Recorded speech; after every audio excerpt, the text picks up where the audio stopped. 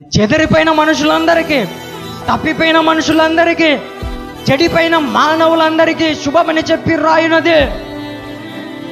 దేవుడు కలిగినటువంటి భవిష్యత్ జ్ఞానం ఏంటంటే, నువ్వు రక్షణ పొందాలి, నువ్వు పాపక్షమాపణ పొందాలి, నువ్వు అపవిత్రంగా ఉండడానికి వీలు లేదు, నువ్వు అపవిత్రంగా ఉండి దేవుని రాజ్యాన్ని కోల్పోవడానికి వీలు లేదు. యేసుక్రీస్తు రక్తం నీ కోసం నా కోసం చిందింపబడి ఉంది. యేసుక్రీస్తు శరీరం నీ కోసం నా కోసం విరవబడింది. యేసుక్రీస్తు నీ కోసం నా కోసం చనిపోయాడు, సమాధి చేయబడ్డాడు, తిరిగి లేపబడ్డాడు. ఇది దేవుని యొక్క భవిష్యత్ జ్ఞానం.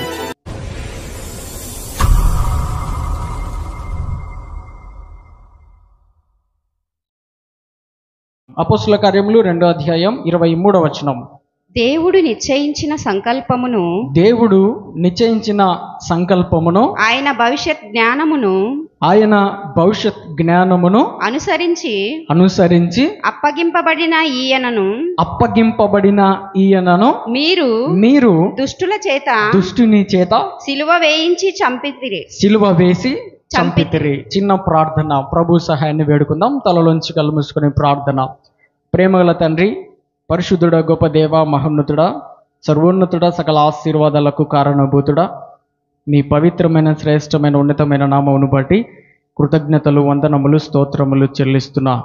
గడచిన కాలమంతా నీ రెక్కల చట్న భద్రపరిచి సంరక్షించి కాపాడి మమ్ములను, సంఘమును, సంఘ కుటుంబాలను, సంఘ పెద్దలను, పురుషులను, స్త్రీలను, చిన్న బిడ్డలను, యవనస్తులను, వృద్ధాపంలో ఉన్న వారిని అందరినీ దీవించి ఆశీర్వదించి సంరక్షించి కాపాడి ఇప్పటి వరకు తోడుగున్నందుకు స్తోత్రం చెల్లిస్తున్నా.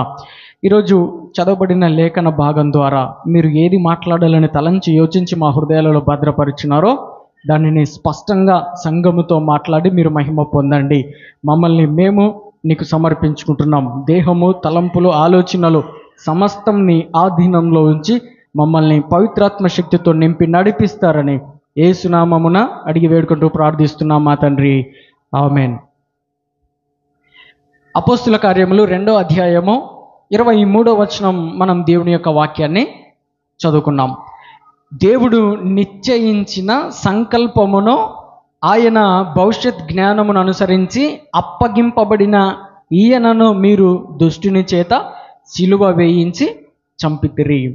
అపోస్తుల కార్యంలో గ్రంథం గురించి, పుస్తకం గురించి మనము అధ్యయనం చేసినప్పుడు మనం చాలా సందర్భాల్లో విన్నటువంటి మాటలను మరొకసారి జ్ఞాపకం చేసుకుందాం. ఈ పుస్తకాన్ని లూకా రాసినాడు. ఎప్పుడు రాసినాడంటే దాదాపు క్రీస్తు శకం 60 నుండి 63 సంవత్సరపు మధ్యకాలంలో రాసినాడు. ఈ పుస్తకంలో మొదటి అధ్యాయం నుండి చివరి అధ్యాయాల వరకు ఉన్నటువంటి సారాంశాలన్నీ కూడా ఒకవేళ బాగా డీప్గా మనం చదివితే ఇందులో దేవుడు చేసినటువంటి గొప్ప కార్యాలు, పరిశుద్ధాత్ముడు చేసినటువంటి గొప్ప కార్యాలు, మహిమ కార్యాలు ఇందులో రాయబడ్డాయి. అందుకోసం పరిశుద్ధాత్ముని కార్యముల గ్రంథం అని కూడా పిలుస్తారు. ఎందుకు అనంటే పరిశుద్ధాత్ముడు 2వ అధ్యాయంలో పెంతెకొస్తు దినాన 12 మంది శిష్యుల యుద్ధకు వచ్చినప్పుడు వారు పరిశుద్ధాత్మ శక్తిని పొందుకొని అన్య భాషలతో మాట్లాడిన తర్వాత అనేక మంది అక్కడ ఉన్నటువంటి వారు కొంతమంది అపహసించడం, కొంతమంది వీరికి రాని భాష వీళ్ళు ఎలా మాట్లాడుతున్నారు అని సందేహపడడం, గునుకొనడం, తిట్టడం ఇలాంటివి జరిగినాయి. ఆ తదుపరి పేతురు ఒక గొప్ప ప్రసంగాన్ని చేస్తాడు. ఆ ప్రసంగంలో అక్కడ ఉన్నటువంటి ఇజ్రాయేలులతో, యూదులతో జ్ఞాపకం చేసుకున్న మాట ఏంటంటే, దేవుడు నిశ్చయించిన జ్ఞానమును అనుసరించి అప్పగింపబడిన ఈయనను మీరు దుష్టుని చేత సిలువ వేసి చంపితిరి. అసలు మీరు చంపింది ఎవరినో తెలుసా? దేవుని యొక్క కుమారుణ్ణి, ఆయనను అనగా యేసుక్రీస్తును, దేవుడు నిశ్చయించిన జ్ఞానమును అనుసరించి అప్పగింపబడిన ఈయనను మీరు దుష్టుని చేత సిలువ వేసి చంపినారు. మీరు చంపింది ఎవరిని అని అంటే దైవ కుమారుడైనటువంటి యేసుక్రీస్తును మీరు చంపినారు అని యూదులను, ఇజ్రాయేలులను ఉద్దేశించి మాట్లాడుతూ గొప్ప సువార్త ప్రకటించడం జరిగింది. సుమారుగా దాదాపుగా 3000 మంది రక్షణ పొందినారు. ప్రియమైన దేవుని బిడ్డలారా, దేవుని సంగమా, దేవుడు నిశ్చయించిన జ్ఞానమును అనుసరించి అప్పగింపబడిన ఈయనను మీరు దుష్టుని చేత సిలువ వేసి చంపితిరి. ఈరోజు నేను మీతో మాట్లాడే ధ్యానాంశం ఏంటంటే దేవుని భవిష్యత్ జ్ఞానము ఎలాంటిది. అందరం ఒకసారి చెప్దామా? దేవుని భవిష్యత్ జ్ఞానము ఎలాంటిది. మరొకసారి చెప్దామా? దేవుని భవిష్యత్ జ్ఞానము ఎలాంటిది. ఇప్పుడు మీరందరూ చెప్పండి. Yes, right. దేవుని భవిష్యత్ జ్ఞానము ఎలాంటిది. దేవుడు భవిష్యత్ గురించినటువంటి జ్ఞానం కలిగి ఉన్నాడు. మనుషులు కూడా జ్ఞానం కలిగి ఉన్నారు. 2 రకాల జ్ఞానాలు కలిగి ఉన్నారు. ఒకటి దైవ సంబంధమైనది అయితే మరి ఒకటి లోక సంబంధమైనది. అయితే మనిషి కలిగి ఉన్నటువంటి జ్ఞానం వేరు, దేవుడు కలిగి ఉన్నటువంటి జ్ఞానము వేరు. దేవుడు కలిగి ఉన్నటువంటి జ్ఞానము ఎలాంటిది అని అంటే భవిష్యత్ జ్ఞానమునకు సంబంధించినటువంటిది. భవిష్యత్ జ్ఞానం అంటే బైబిల్ సెలవుస్తుంది కదా, నిన్న నేడు ఏకరీతిగా ఉన్నటువంటి వాడు మరియు భూత వర్తమాన భవిష్యత్ కాలములలో ఉన్నటువంటి వాడు, సర్వాధికారియు దేవుడునకు ప్రభు పరిశుద్ధుడు పరిశుద్ధుడు పరిశుద్ధుడు పరిశుద్ధుడని వేల కొలది దూతల చేత నిత్యము స్తుతింపబడుచు ఆరాధింపబడుచున్న గొప్ప దేవుడని లేఖనము చెప్పుచున్నది. దేవుడు ఎలాంటి వాడు అని అంటే దేవుని యొక్క భవిష్యత్ జ్ఞానము కలిగినటువంటి వాడు, దేవుని భవిష్యత్ జ్ఞానమును కలిగినటువంటి వాడు. నెంబర్ 1, 3 విషయాలు మీతో మాట్లాడతా, సమయం సమీపించుకున్నది. త్వరగా 3 విషయాలు మీతో మాట్లాడి ఈ ప్రసంగాన్ని ముగించుకుంటా. మొదటి వచనం రోమాపత్రిక 8వ అధ్యాయము 29వ వచనం చదువుదాం. రోమాపత్రిక 8వ అధ్యాయము 29వ వచనం చదువుదాం. ఎందుకనగా తన కుమారుడు అనేక సహోదరులలో జ్యేష్ఠుడగునట్లు దేవుడు ఎవరిని ముందుగా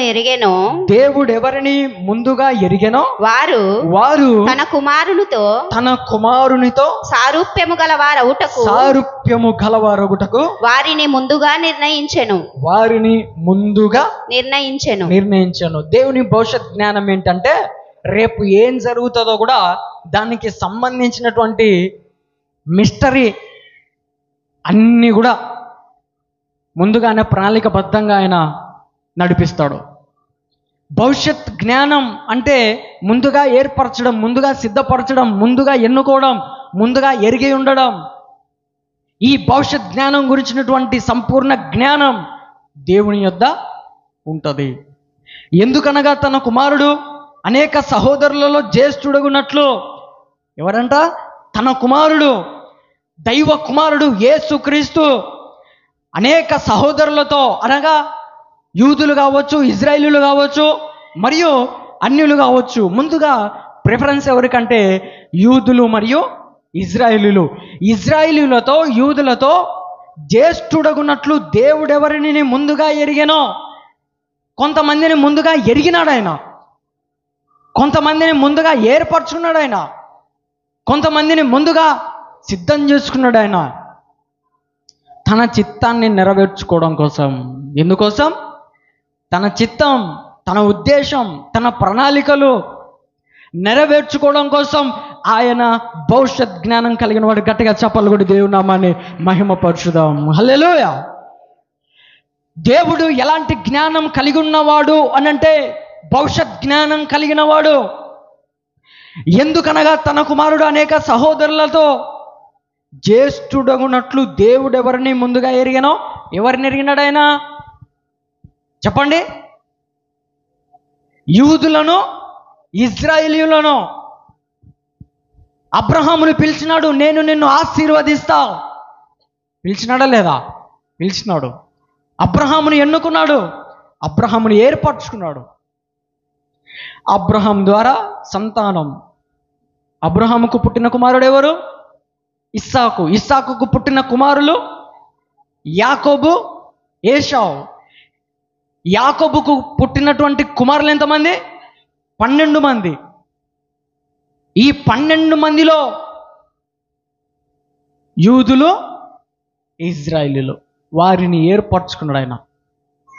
ఎందుకు ఏర్పరచుకున్నాడు అంటే తన చిత్తం నెరవేర్చుకోవడం కోసం. గట్టిగా చప్పలు కూడా దేవుని నామాన్ని మహిమపరచుదాం. హల్లెలూయా. తన కుమారునితో సారూప్యము గలవారగుటకు, ఎందుకంట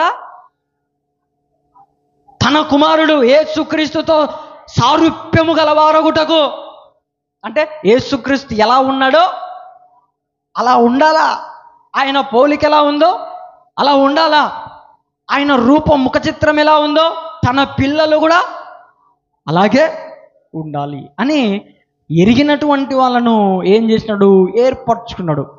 ఇది భవిష్యత్ జ్ఞానము అని అంటే.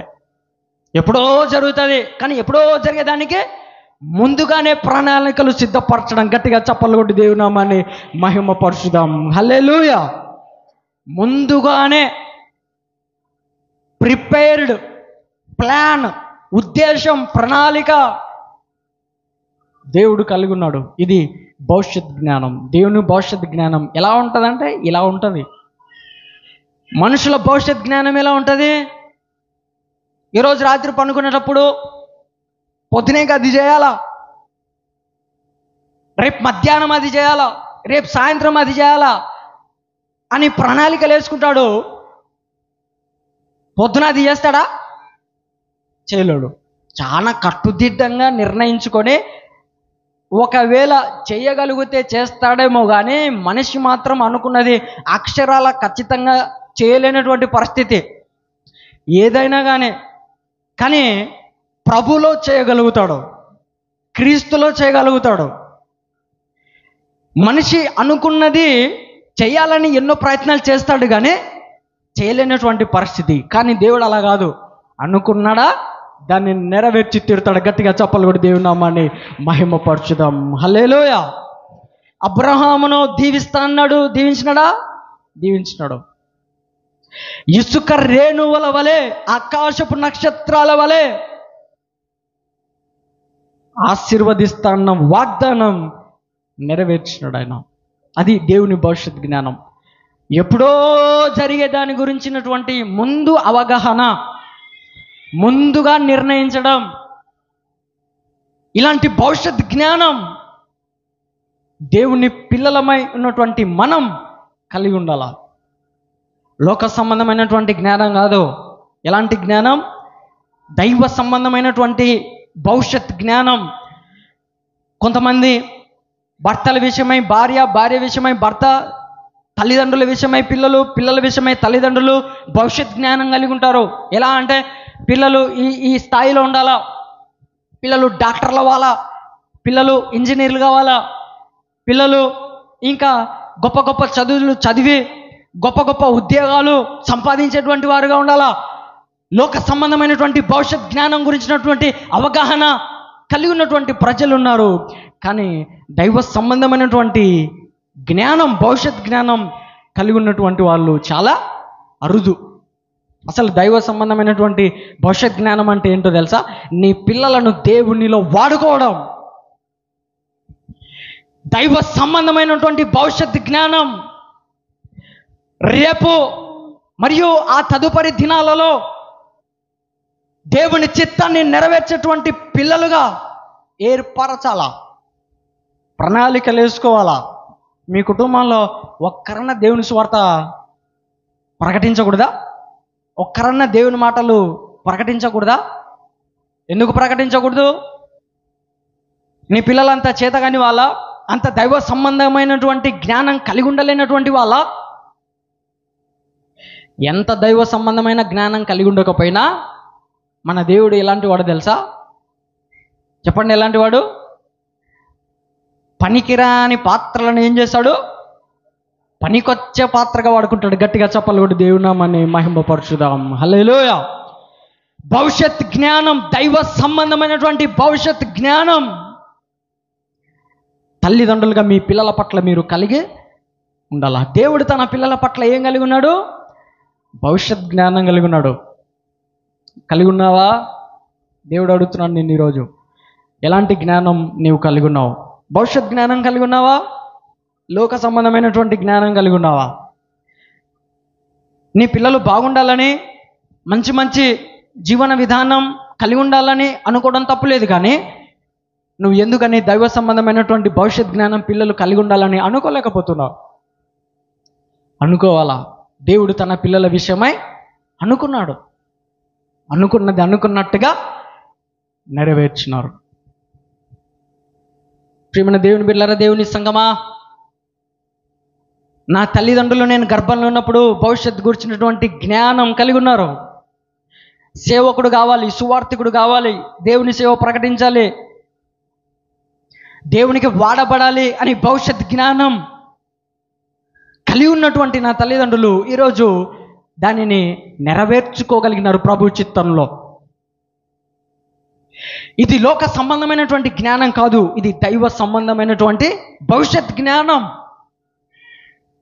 పిల్లలు ఉన్నత స్థానంలో ఉండాలంటే ముందుగా వారు భవిష్యత్ జ్ఞానం కలిగి ఉండాలా. ఏం కలిగి ఉండాలా? భవిష్యత్ జ్ఞానం. అది దేవుడు కలిగి ఉన్నాడు. దేవుని పిల్లలుగా మనం కూడా కలిగి ఉండాల. రోమపత్రిక 11వ అధ్యాయం 2వ వచనం. తాను ముందెరిగిన తన ప్రజలను దేవుడు విసర్జింపలేదు. ఏలియాను గూర్చిన భాగములలో లేఖనము చెప్పునది మీరు ఎరగరా. లేఖనం ఏం చెప్తుందో ఏలియాను గూర్చి? మరియు తాను ముందెరిగిన, ఎవరు ముందెరిగింది అనంటే చెప్పండి, ఎవరు? దేవుడు. తాను ముందెరిగిన తన ప్రజలను, ఎవరు తన ప్రజలంటే ఇజ్రాయేలు, యూదులు. దేవుడు వారిని విసర్జింపలేదు, అంటే విడిచిపెట్టలేదు, వదలలేదు. కొంతమంది అనుకోవచ్చు, రోమపత్రిక 11వ అధ్యాయం చదివితే ఇజ్రాయేలులను విడిచిపెట్టినాడు, ఇజ్రాయేలులు నరికివేయబడ్డారు, ఇజ్రాయేలులకు రాజ్యం లేదు అని. కానీ ఆయన మరలా అంటుకట్టుటకు సమర్థుడు. నరికి వేయబడినటువంటి కొమ్మలను మరలా అంటుకట్టుటకు ఆయన సమర్థుడు. ఎండిన ఎముకలకు జీవం పోయగలిగిన సమర్థుడు ఆయన. ఎండిన మొక్కలను జీవింపజేయగలిగిన సమర్థుడు ఆయన. కానీ తన ప్రజలను విసర్జిస్తాడా? బహుశా అనుకోవచ్చేమో, కొన్ని లేఖనాలను బట్టి ఇజ్రాయేలులు దేవుని దృష్టిలో లేరు, విసర్జింపబడి ఉన్నారు, శపింపబడి ఉన్నారు, దేవునికి దూరంగా ఉన్నారని. కానీ మరలా వారిని అంటుకట్టుటకు ఆయన సమర్థుడు. గట్టిగా చప్పట్లు దేవుని నామాన్ని మహిమపరచుదాం. హల్లెలూయా. మరలా అంటుకట్టుటకు సమర్థుడు ఆయన. ఈ విషయంలో ఎవరు కూడా అతిశయించడానికి వీలు లేదు. వేర్లైనా, కొమ్మలైనా, ఆకులైనా, చిగుర్లైనా, ఫలములైనా, అడవి ఒలివ చెట్టులో ఉన్నటువంటి కొమ్మన్నరికి నిజమైన ఒలివ చెట్టుకు అంటుకట్టబడినటువంటి మనం అతిశయించడానికి వీలు లేదు. ఒకవేళ అలా అతిశయిస్తే మరలా నరికివేయబడే ప్రమాదం కూడా ఉందని ఆ 11వ అధ్యాయంలో మనం చూడొచ్చు. అతిశయించకూడదు. అతిశయించువాడు ప్రభువునందే అతిశయించవలను. పౌలు అన్నాడు కదా, సిలువ యందు తప్ప మరి దేని యందునో అతిశయించుట నాకు దూరమవునుగాక. హల్లెలూయా. అతిశయిస్తున్నావా? దేనిని బట్టైనా, ఆధ్యాత్మిక జీవన విధానాన్ని బట్టి అతిశయిస్తున్నావా? లేకపోతే డబ్బును బట్టి అతిశయిస్తున్నావా? లేకపోతే అధికారాన్ని బట్టి అతిశయిస్తున్నావా? నీకున్న పలుకుబడిని బట్టి అతిశయిస్తున్నావా? దేనిని బట్టి అతిశయిస్తున్నావు? దేనిని బట్టి నువ్వు అతిశయించడానికి వీలు లేదు. ఇజ్రాయేలుల పట్ల దేవుడు ఒక ఉద్దేశం కలిగి ఉన్నాడు. యూదుల పట్ల దేవుడు ఒక ఉద్దేశం కలిగి ఉన్నాడు. తాను ముందెరిగిన తన ప్రజలను దేవుడు విసర్జింపలేదు. ముందెరిగిన దేవుడు. దీనిని ఏమంటారు అంటే భవిష్యత్ జ్ఞానం అంటారు. ఏమంటారు దీన్ని? చెప్పండి, గట్టి చెప్పండి. నిద్రవుతున్నారు, చెప్పలు కొట్టండి. దీనినే భవిష్యత్ జ్ఞానం అని పిలుస్తున్నాం. ఇలాంటి భవిష్యత్ జ్ఞానం దేవునికి మరియు దేవుని పిల్లలకు మాత్రమే ఉంటుంది. మిగతా వారికి ఉండే అవకాశము లేదు.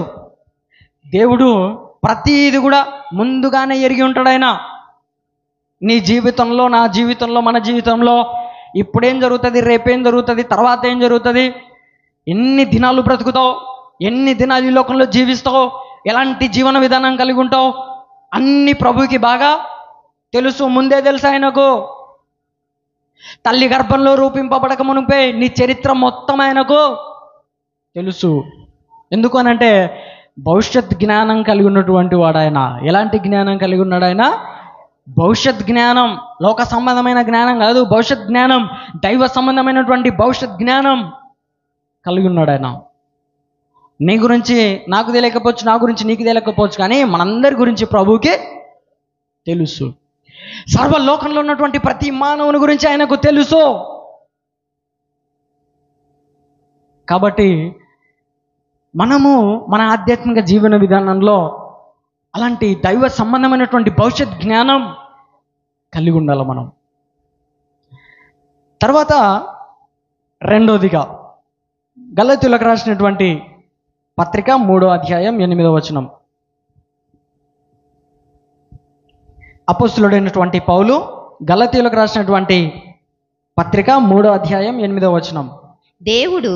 దేవుడు విశ్వాస మూలముగా అన్యజనులను నీతిమంతులుగా తీర్చునని లేఖనము ముందుగా చూచి చాలు. ఏం చూసినాడంట ఆయన? లేఖనము ముందుగా చూచి.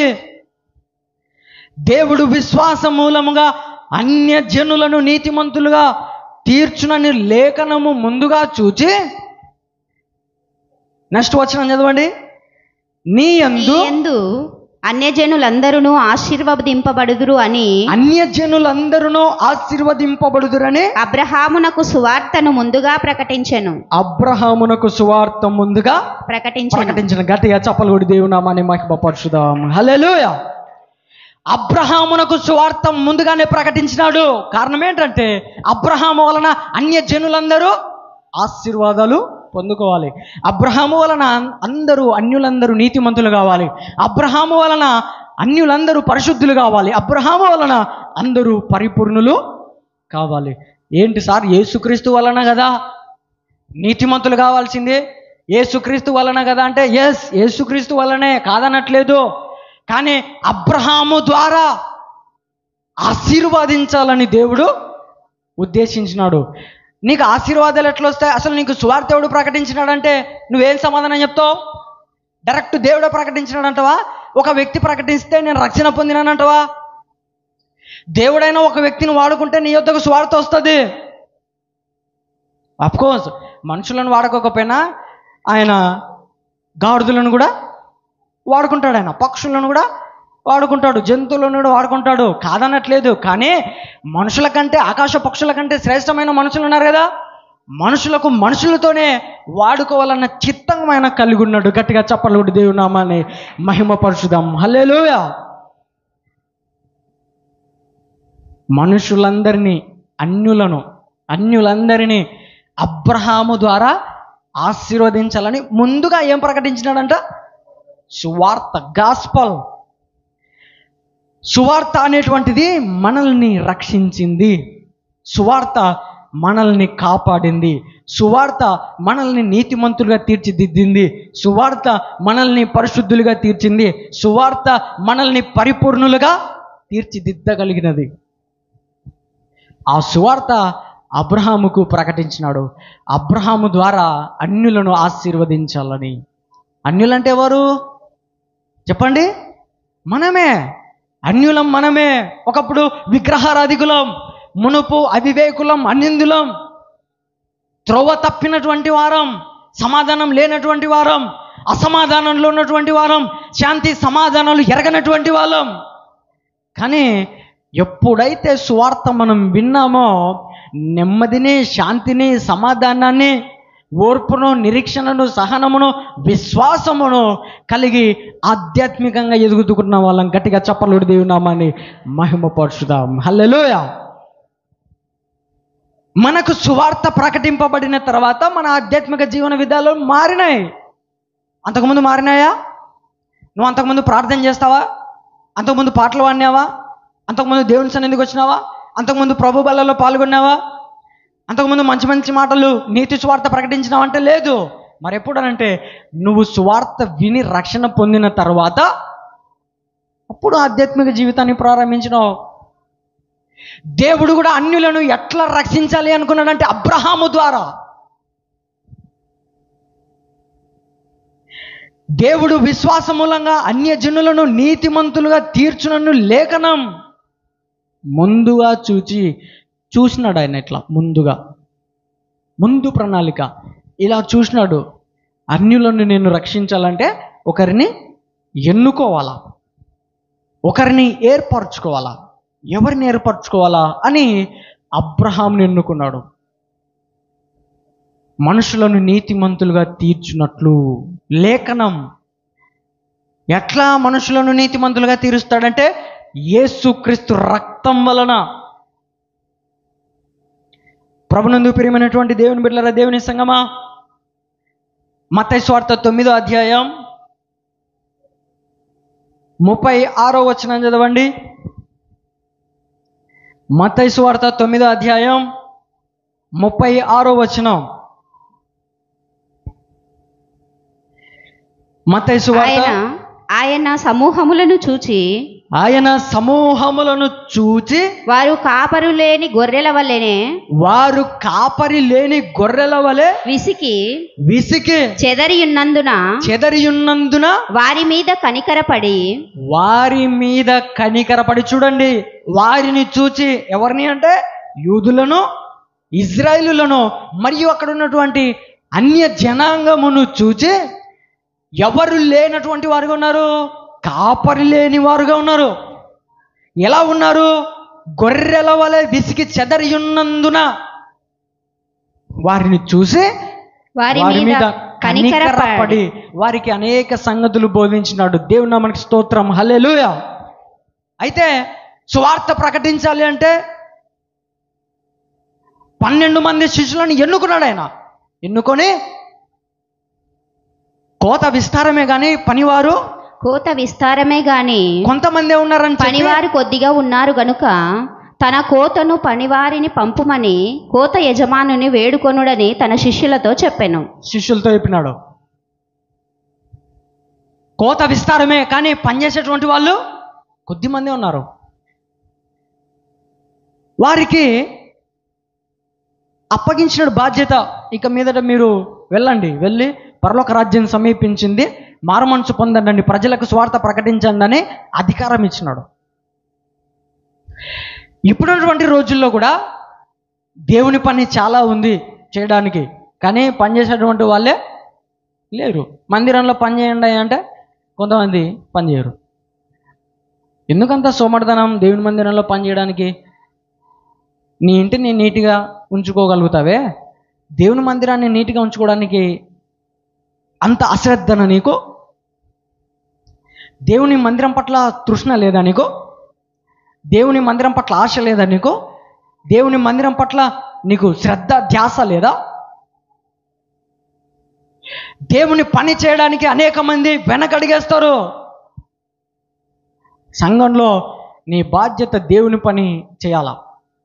నువ్వు రక్షణ పొందినావు, సంఘంలో దేవుని పని నువ్వు చేయకపోతే ఎవరు చేయాలి?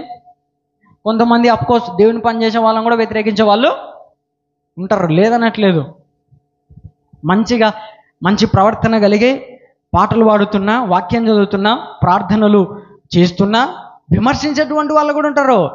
That is doesn't matter. అది పక్కన పెట్టే. ఎవ్వరు ఏమనుకున్నా ప్రభు నిన్నేమనుకుంటున్నాడో ఒకసారి చూడు. దేవుని సన్నిధికి వచ్చి పనిచేయి, ప్రభు సన్నిధిలో పనిచేయి, ప్రభు పరిచర్యలో పాల్గొను. దేవుని పని చాలా ఉంది. నీ పిల్లలను ప్రభు పరిచర్యలో నడిపించు, నీ పిల్లలను సేవకులుగా తీర్చిదిద్దు, నీ పిల్లలను సువార్థికులుగా తీర్చిదిద్దు, నీ పిల్లలను విశ్వాసులుగా తీర్చిదిద్దు. దేవుని పని చాలా ఉంది. 12 మంది శిష్యులను ఎన్నుకొని వెళ్ళి మీరు సర్వలోకానికి వెళ్ళి సర్వ సృష్టికి సువార్త ప్రకటించండి అని చెప్పినాడు. అదొక ప్రణాళిక, అదొక ఉద్దేశం. చూసినాడు ఆయన, అనేక మంది ప్రజలను చూసినాడు. చూసి కాపరి లేని గొర్రెల వలె చెదరియున్నందున కనికరపడి అనేక సంగతులు వారికి ఉపమాన రీతిగా బోధించినాడు. ఈరోజు ప్రభు నీతో మాట్లాడుతున్నాడు. నీ పట్ల కూడా దేవుడు ఒక ఉద్దేశం కలిగి ఉన్నాడు, ముందుగా ఒక ప్రణాళిక కలిగి ఉన్నాడు. నీ వలన అనేక మంది ఆశీర్వాదం పొందుకోవాలి. గట్టిగా చెప్పలేడు దేవుడు నామాన్ని మహింపపరచుదాం. హల్లెలూయా. నీ వలన ఒక్కరన్నా ఆశీర్వాదాలు పొందుకోకూడదా? చెప్పండి, ఒక్కరన్నా రక్షణ పొందకూడదా నీ వలన? అంత దౌర్భాగ్యమైనటువంటి ఆధ్యాత్మిక జీవితంలో ఉన్నావా నువ్వు? ఒక్కరు కూడా మారు మనసు పొందకూడదా నీ ఆధ్యాత్మిక జీవన విధానాన్ని మాదిరికరంగా తీసుకొని? అంత సోమర్తనంగా ఉన్నావా? ఇంకెందుకు నీకు ఆధ్యాత్మిక జీవితం? దేవుని సన్నిధిలో నీ జీవితం అంటే ఏందో సంఘం సాక్ష్యం చెప్పకూడదా? అలాంటి జీవన విధానం కలిగి ఉండకపోతే నువ్వు సంఘానికి వస్తే ఎంత, రాకపోతే ఎంత? నీ వలన ఒక్కడన్నా రక్షణ పొందాలా, నీ వలన ఒక్కరన్నా ఆశీర్వాదం పొందాలి. ఏ రకంగానైనా అని సంఘంలో నువ్వు పెట్టే ఖర్చు ద్వారానైనా, నువ్వు ఇచ్చే బహుమానాల ద్వారానైనా, నువ్వు ఇచ్చే డబ్బు ద్వారానైనా, నువ్వు చేసే పని ద్వారానైనా, నువ్వు పాడే పాటల ద్వారా అయినా, నువ్వు చదివే వాక్యం ద్వారా అయినా, నువ్వు చేసే ప్రార్థన ద్వారా అయినా, నీ వలన ఇతరులు ఆశీర్వాదాలు పొందుకోవాలా, నీ వలన ఇతరులు బాగుపడాలా. నేనే బాగుపడాను, ఇతరులు ఎప్పుడు బాగుపడేది సార్ అని అనుకుంటే నువ్వు ఎప్పటికీ బాగుపడవు. కొంతమంది అంటారు ఏమని, నా జీవితమే లేదు సార్, ఇంకా నేనెప్పుడు పాటలు పాడేది, నేనెప్పుడు వాక్యం చదివేది, నేనెప్పుడు ప్రార్థన చేసేది, నా కోసం చేశారు నువ్వు అని అంటారు. నీ కోసం చేస్తాం, మా కోసం ఎవరు చేయాలా? నువ్వు చేయకూడదా? చేయాలి కదా. బాధ్యతలన్నీ కాపరిపై ఉంటాయి, కాదనట్లేదు.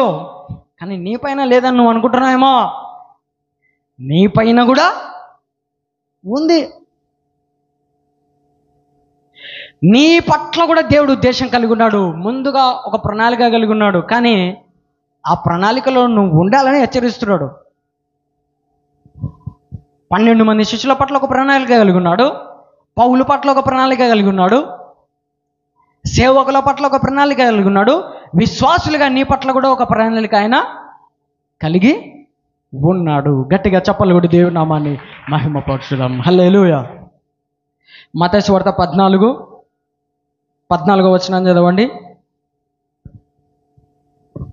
ఆయన వచ్చి ఆ గొప్ప సమూహమును చూచి వారి మీద కనికరపడి వారిలో రోగులైన వారిని స్వస్థపరిచెను.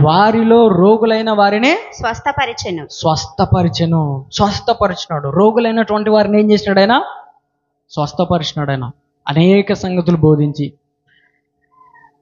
చూపు లేని వారికి చూపునిచ్చినాడు, నడక లేని వారికి నడకనిచ్చినాడు, మాట లేని వారికి మాటనిచ్చినాడు, కుష్టు రోగులను బాగు చేసినాడు. ఎంతమందిని ఆయన బాగు చేసినాడు అంటే లెక్కలేనంత మందిని.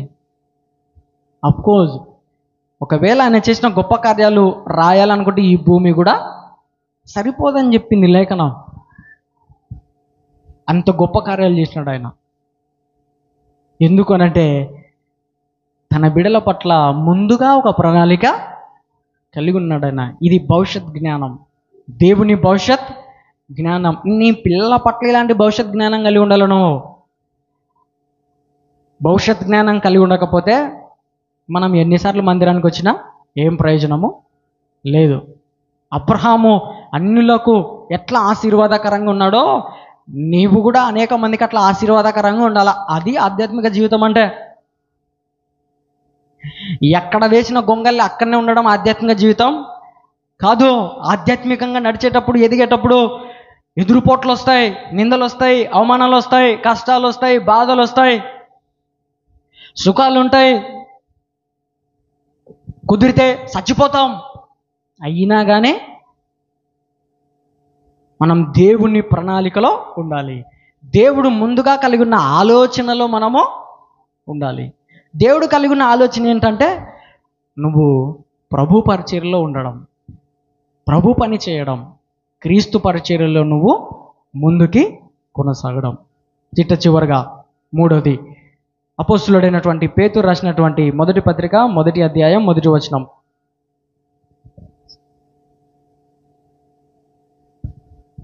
అపోస్తులుడైనటువంటి పేతురు రాసినటువంటి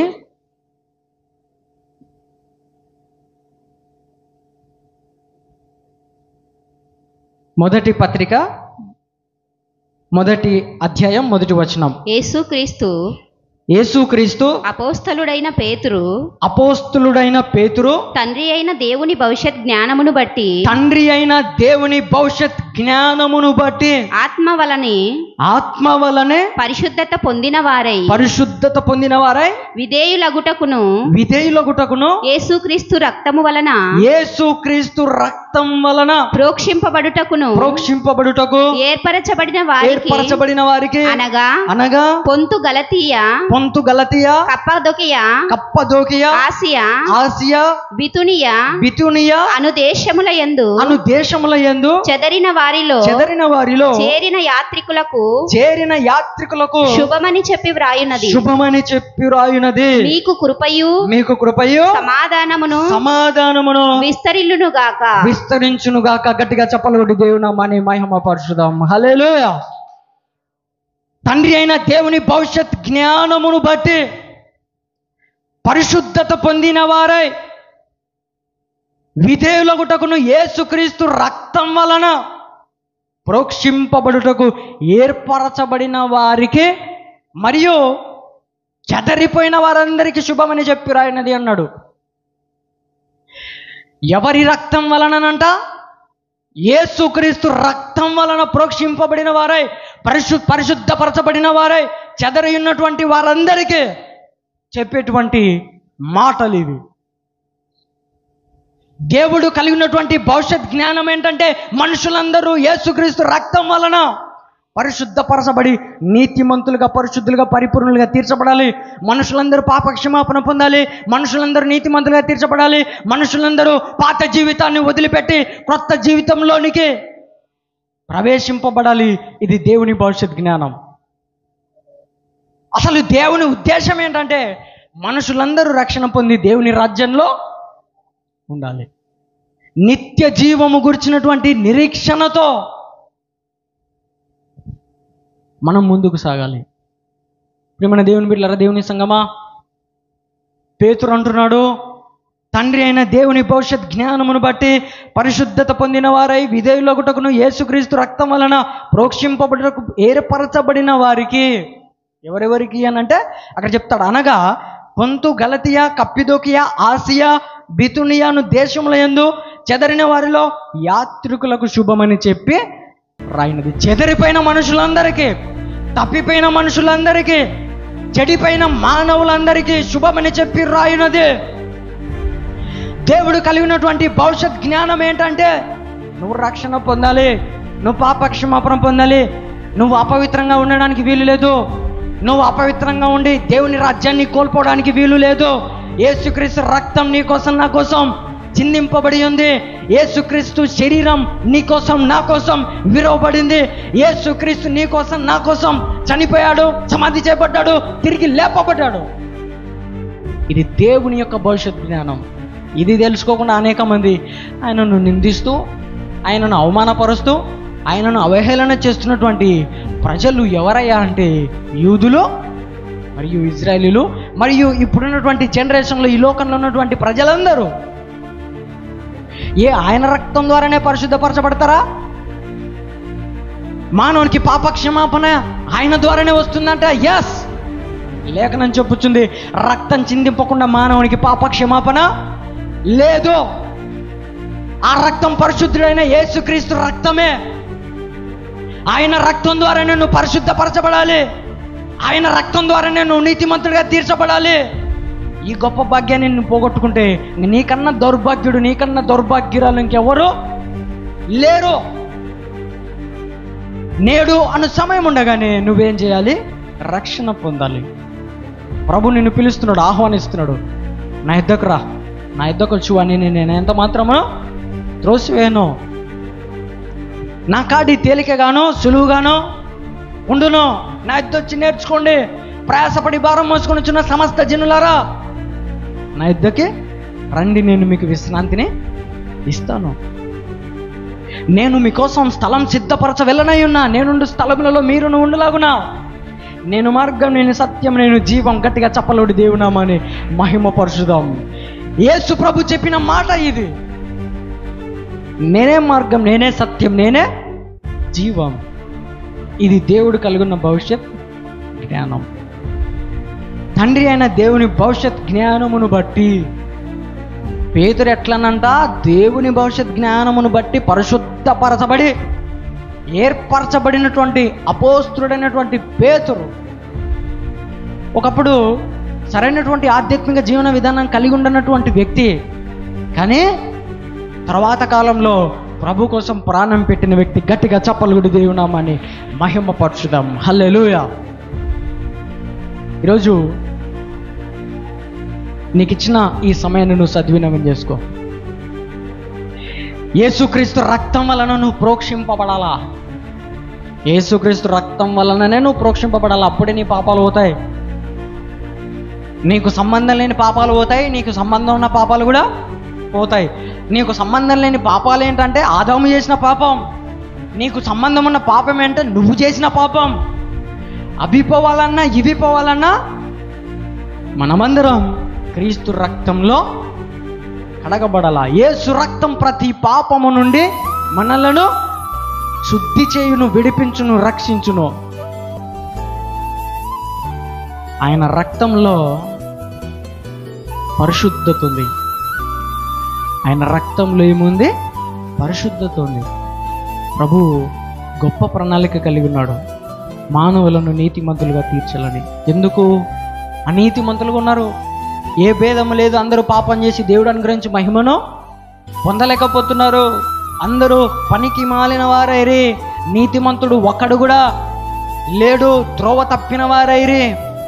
అందుకోసం ధర్మశాస్త్రమునకు వేరుగా దేవుని నీతి బయలుపరచబడుచున్నది. అందుకు ప్రవక్తలు కూడా సాక్ష్యము చెప్పుచున్నారు. కాబట్టి నమ్మువారు ఆయన కృపచేతనే క్రీస్తు యేసునందలి విమోచనం ద్వారా ఉచితంగా నీతిమంతులుగా తీర్చబడుచున్నారు. అబ్రహాము దేవుని నమ్మెను, అదే అతనికి నీతిగా ఎంచబడును. ఇది దేవుని భవిష్యత్ జ్ఞానం. ఇందులో నువ్వు ఉండాలని దేవుడు ఆశిస్తున్నాడు. ఈ భవిష్యత్ జ్ఞానంలో, ఈ ప్రణాళికలో, ఈ ఉద్దేశంలో నీవు కూడా ఉండాలని ప్రభు ఆశిస్తున్నాడు. ఉంటావా? అడుగుతున్నాను నిన్ను. తీర్మానం చేసుకో. ఉంటావా ఉండవా తీర్మానం చేసుకో.